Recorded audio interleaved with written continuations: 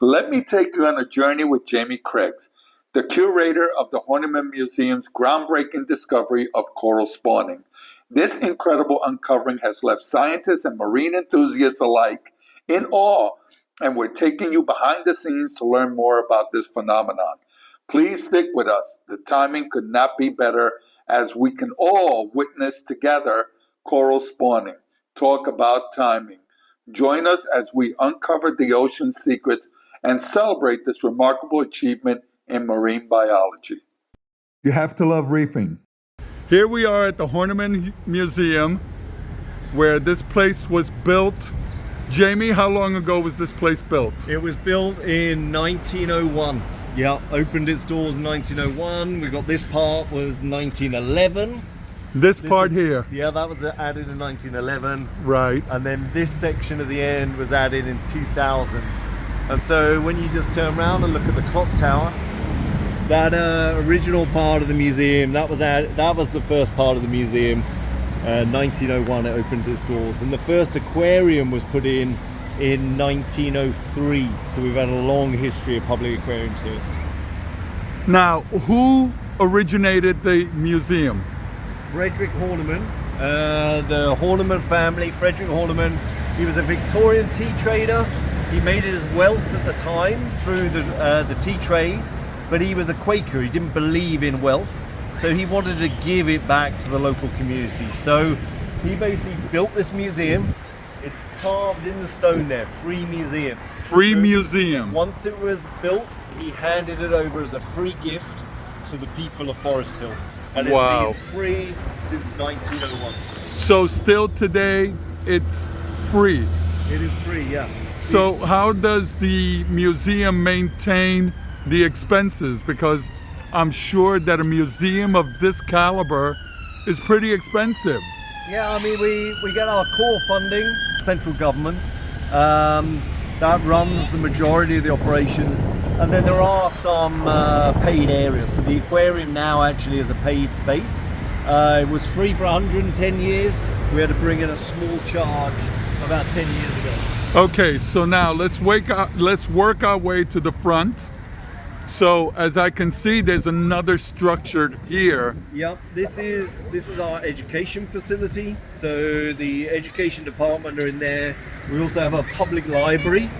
And as we walk along, we've got 16 acres of botanical garden.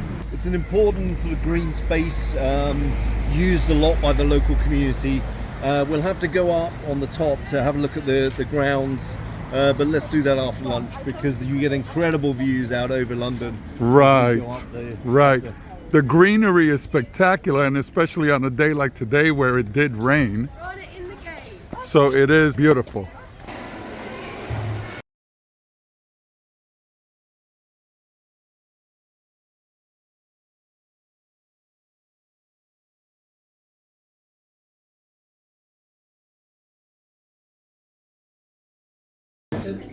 This tank is dedicated to this man, Philip Henry Goss. So Philip Henry Goss invented the word aquariums. Oh wow! He wrote the first aquarium book in 1854 called The Marine Aquarium. In the front cover of that book is this tank, pencil drawing of this tank. The reason why we've dedicated the section to Goss and his sea anemones, he was a Victorian taxonomist, and all taxonomists had to be really good illustrators. So they would go out to the field with their notepads and they'd be drawing the specimens they'd seen. He specialised in British seashore, particularly on the south coast of the UK. This guy was literally at the forefront of aquarium keeping. Bear in mind there was no running water, no electricity.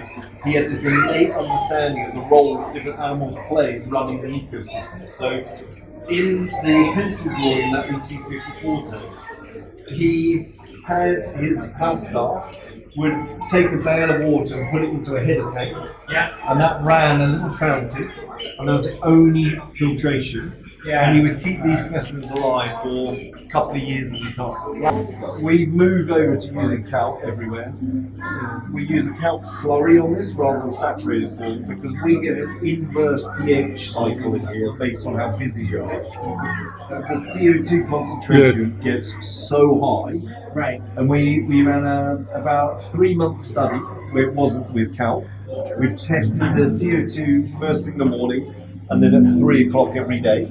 And we correlated it to the visitor number and the pH of the system.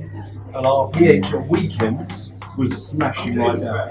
So we were hitting like 7.8, 7.7 in the day. Yeah. So about 4 o'clock, 5 o'clock would be our lowest point of pH, and it would start climbing at night As soon as we started off gassing. So now we have an apex on here. We use calc slurry because we need such a concentrated form to counteract the CO2. And then we run it on the apex with the pH probe, and it will directly respond to how busy we are. And it's made a huge difference to the display.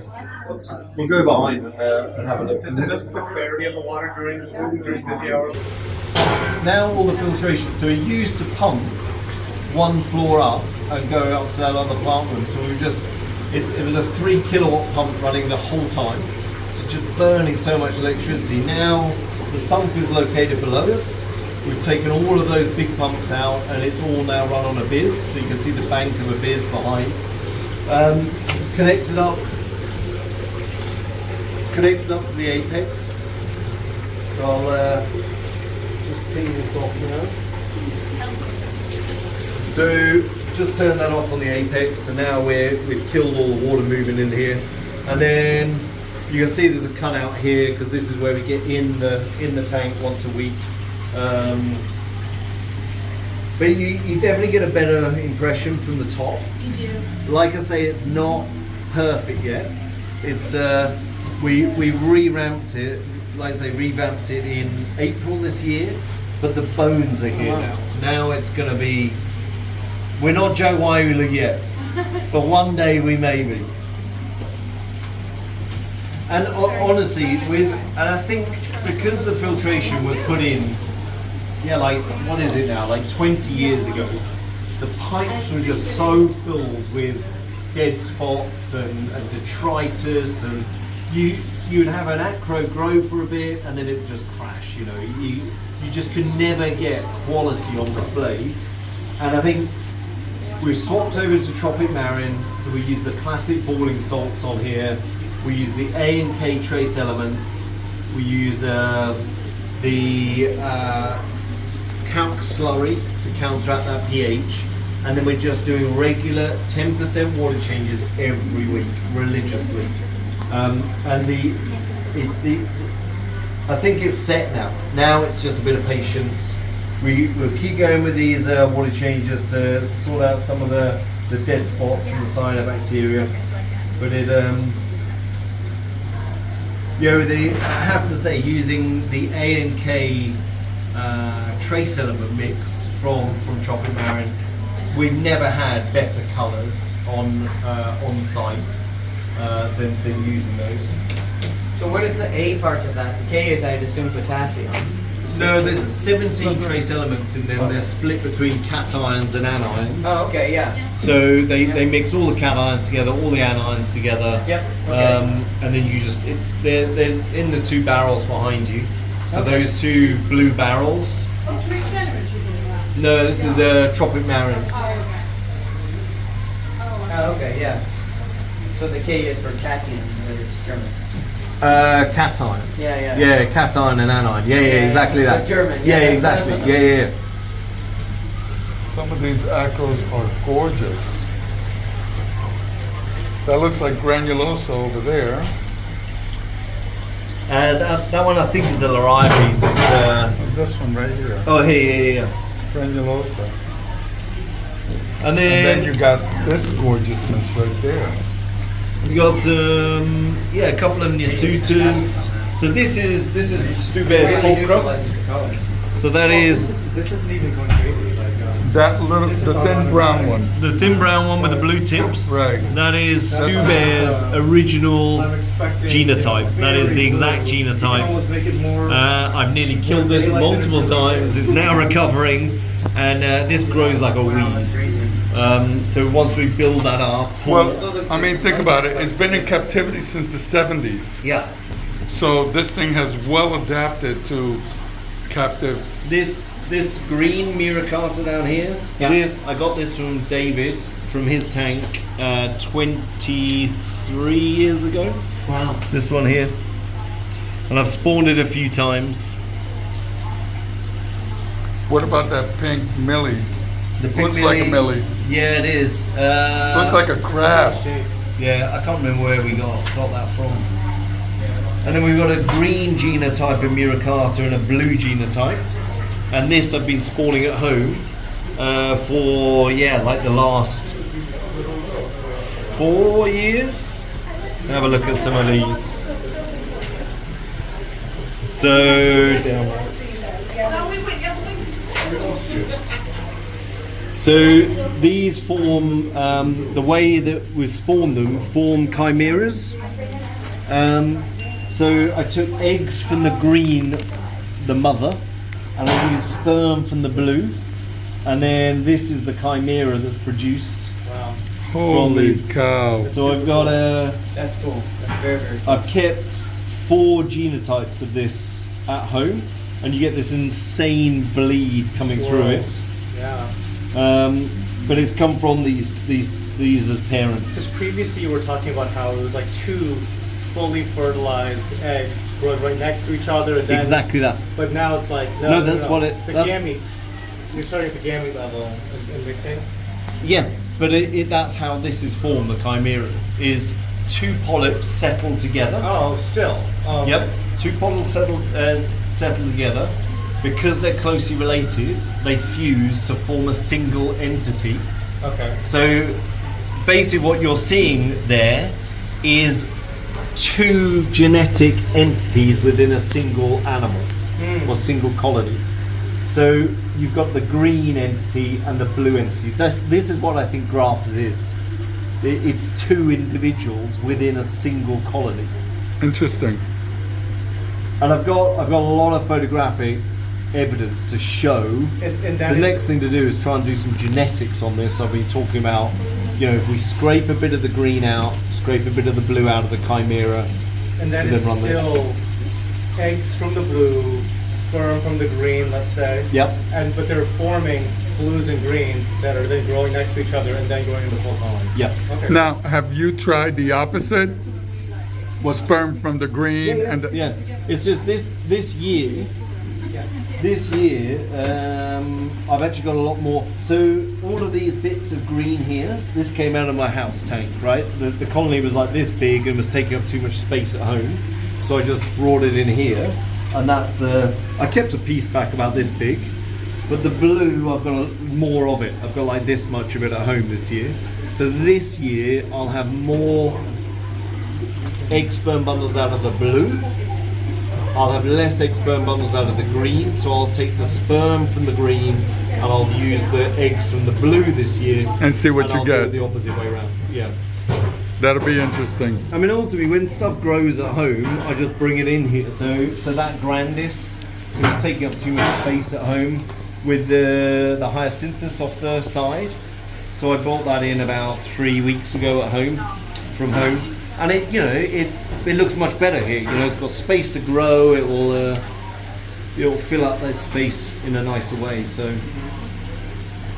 What happens with the chimeras when you come to spawn? They will don't know yet. you just get probably some like an F1 plant or something, some will revert to the blue, some will... That's my goal for this year's spawning. Yeah, to try and figure exactly that out. So this is the biggest chimera I've got at home. How old is it?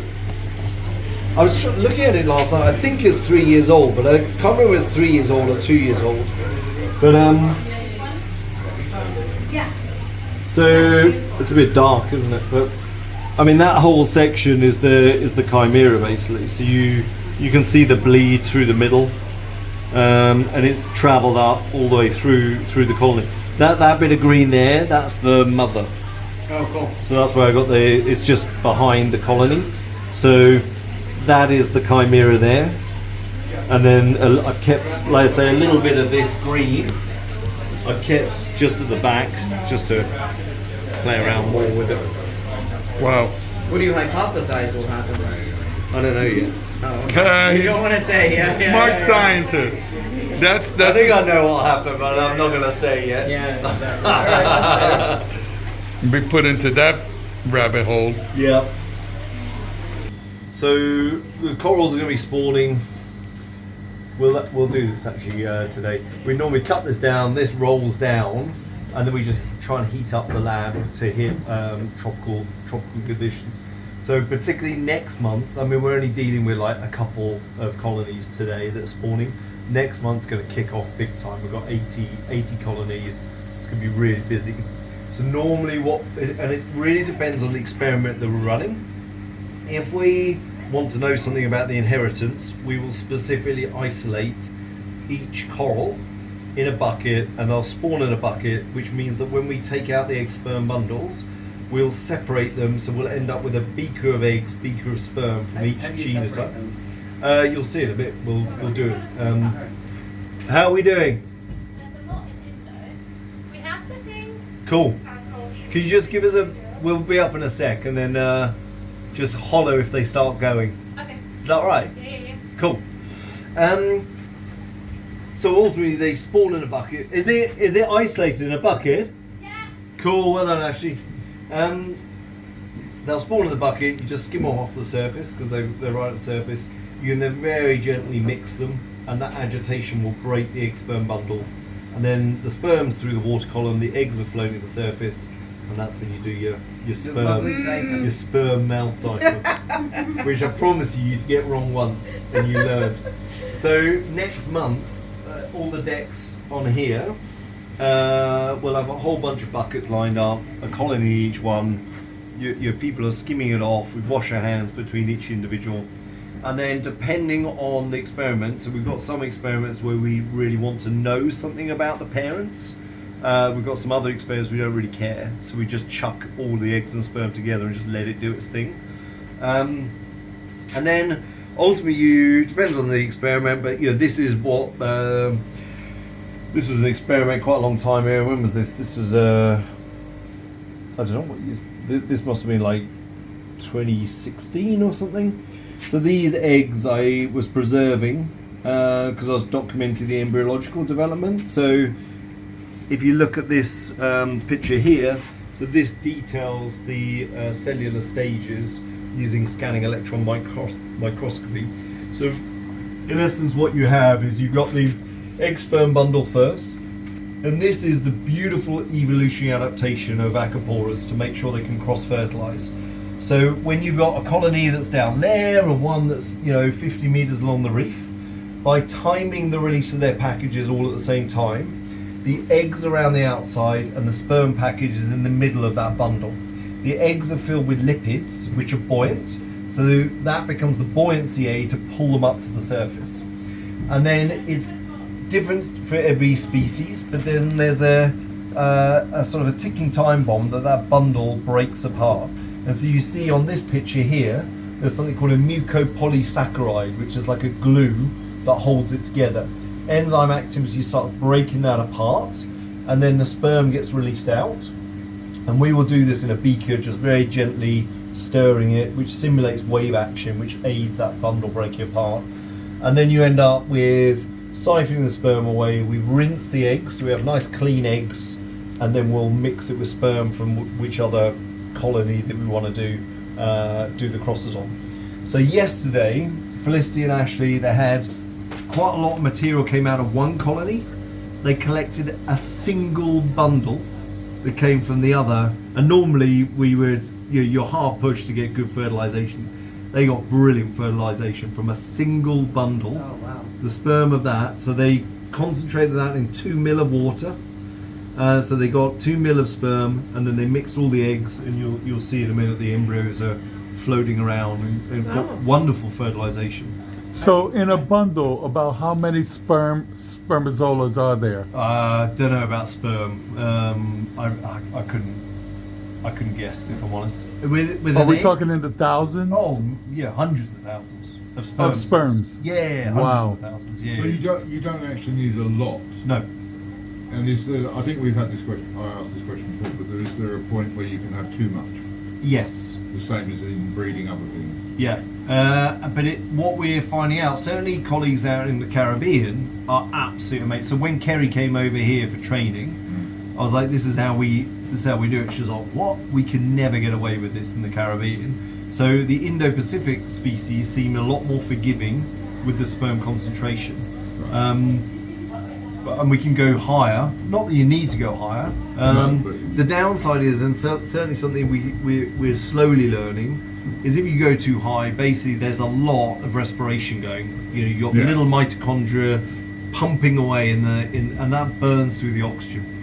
And so we don't want to go super high because actually we think we're dropping our oxygen levels too low in the cultures. And so it's better to go more dilute than higher. And roughly how many eggs do you have in a bundle? Totally depends on the species. So acros, you're probably looking at something between 8 and 12 eggs in a bundle. Right. Catalophilia, when I spawn that at home, I mean that must have 2,000 eggs in a bundle, and the bundles are massive. Yeah, I've had them the length of my thumb, that part of my thumb. A single polyp releasing a bundle that big. They're huge and messy. They don't look nice and spherical like this. They're just gloopy. Yeah. How long into you're seeing cell division? So what we will do is we will separate the eggs and sperm.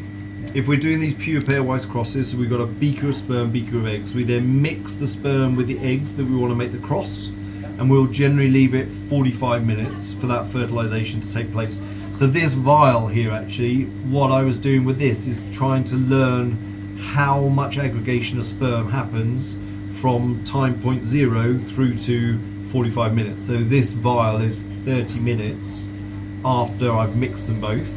And then what I did with this is then run it on something called a confocal laser scanner, because I'd marked up a blue marker onto the DNA of the sperm, so I could then visualize how many sperm cells are around each egg.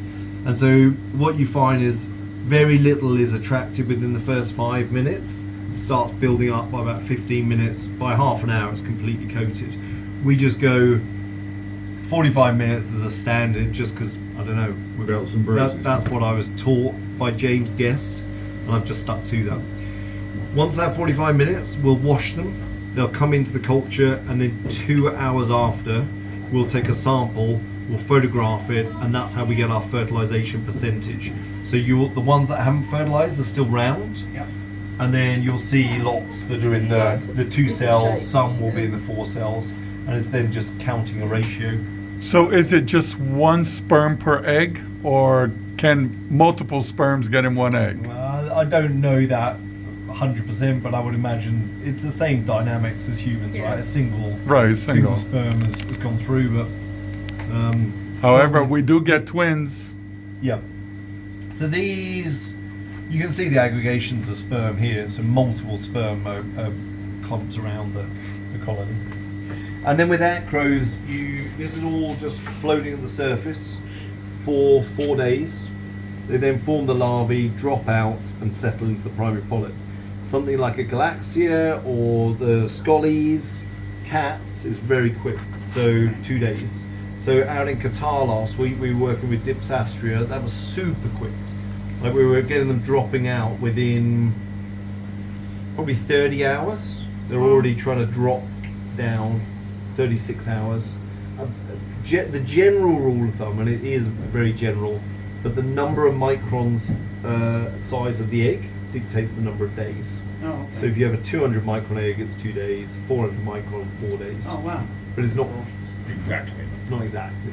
So when you've broad. got the fertilized eggs here, right, you've got them in a beaker, and then how do you get from there to settlement? Come up, we'll have a look. All right. So you'll see it in action there. Felicity and Ashley, do you want to come and say hello to everyone? This is good. Everyone's going to get nice and cozy. Hi. Hello, team. Felicity, Ashley, we've got Tony, Angela. Have you met Jez? Have you met anyone there? No, I don't think you were here. Jez, You weren't Fan. the other day, I think. Dan, Laura, Pat, Trina. There we go. That's Now you will be quizzed. I'm trying to remember the name too. Do you want to explain what you did yesterday? Yeah, so we had a colony spawning yesterday, and unfortunately we only had from a different colony literally one bundle come. So I don't think Dan's ready. Oh, we're good. Go ahead. So we had a colony go earlier, and then we've got the other ones going today. So we had one colony release its eggs and sperm bundles, and the other colony just released one. So we managed to collect the one singular bundle from the second colony and use the sperm from that to fertilise all of the eggs from the first colony. And they're now made embryos, and we've set up embryo bowls, and they're just tumbling in there. And it takes about 3 days for them to become larvae. And then in this one we have here, Felicity did exactly the same almost a week earlier. Same thing, one colony went, another colony went with 2 bundles, and she managed to fertilise those, and those have turned into larvae today. So these are the larvae, we've just protected them out. We're going to transfer them into a settlement tub now, but these are all the larvae swimming around from spawn on Thursday last week. So we have a settlement tub we've set up just behind Felicity. Oh, you can see them clearly. Yeah, they're really cool. Oh. And so these are a proper larvae bees. So right, larvae there they bees has very, very white eggs. You often find they See the bundles let's get coming a up? picture of the guys. This is All part the of cameras music. around, yeah. Let's get pictures of people taking pictures. Yeah, you can see the bundles coming up.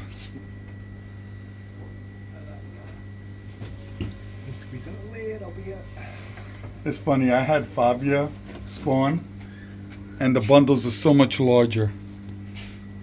Yeah, I've had that the other day. But you're still doing your Photography? Coraline milkshake thing. Yeah. Question. Do you put them in the buckets when they're starting to release, or, I mean, it looks like, you know, it's in a tank, right? And then you put them in a bucket, or? It totally depends on your question that you're trying to answer. So the reason why we're doing it here In a bucket. in a bucket is because 4 were collected from this specific location.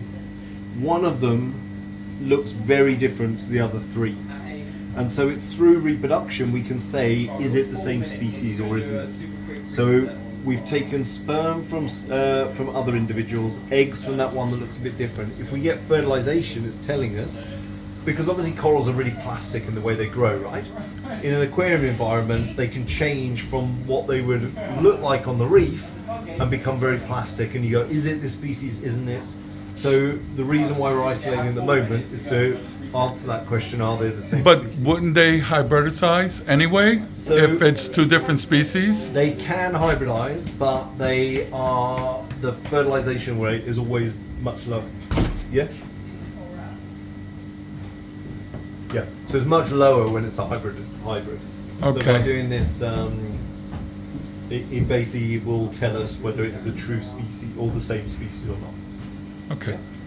So what we need to do to determine that we've got cross-fertilization, our cross, we always put dam and sire. So we've got our female and our male, and then we need to create the cross. So once you, and then we can put here, let's just make sure we've got this. We got fert start, fert end, and then we're going to put 2 hours post fert image. Okay. So she's going to skim all of the eggs off the bucket, and then agitate to mix. Let's just make sure that doesn't get knocked over. Because that was So is that Tears. Those are eggs or bundles? These are bundles. Right. Before we lose the sperm, we want to take the egg sperm bundle out, right? Yeah. So because this one is just dribbled, this is the more important colony than this one, because we have very little material to work with. But that sperm, so that's why there's a small body of water. We want to concentrate what sperm is there, because we've got a lot of eggs to fertilize. Well, not a lot of eggs, but some eggs, right? More eggs. More eggs. So we're going to just gently waggle it around and just keep doing this, because we still have bundles in there, right? Yeah. We want those to be individual separated eggs, and that means they've got the maximum amount of sperm. You can already see the water's clouding up a little bit. Sorry. Okay. So once those are all separated, we take the eggs. Which one's 55? This one's 55. Yeah, this is 56. 56. So we're going to take the eggs from that. They're going to be washed. We're going to use that small amount of sperm, and that will create this cross, okay? And then we're going to do the opposite. Those small number of eggs, we'll take sperm from this one, and that creates that cross. Normally, if we have more material, what we then need to do is create a self-fertilization blank.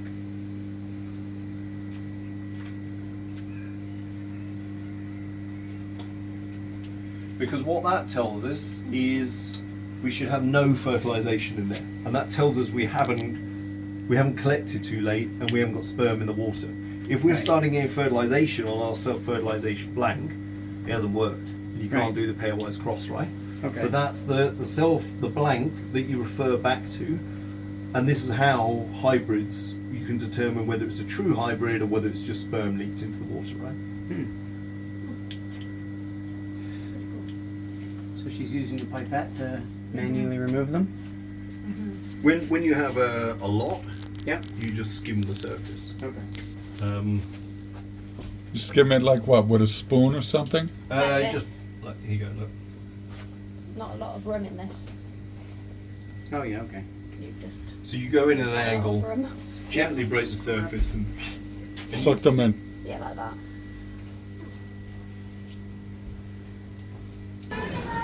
So Jamie, I want to thank you for allowing us to come visit you today. thank you. And now, I would have to say goodbye because I keep having David calling me on the phone telling me it's time for me to go to his house. Yeah, it's great. But thank you very much, and thank you for not giving up. You are tenacious, you are driven, and I think there's a lot more coming from you in the future, man. Thank you. Yeah, so Thanks for coming over from Qatar. Coral Freaks was amazing, and we had a great time, right? I know, and we're gonna do this again next year. Absolutely. So until then, thank you, Jamie. See you then. You got it. You have to love reefing.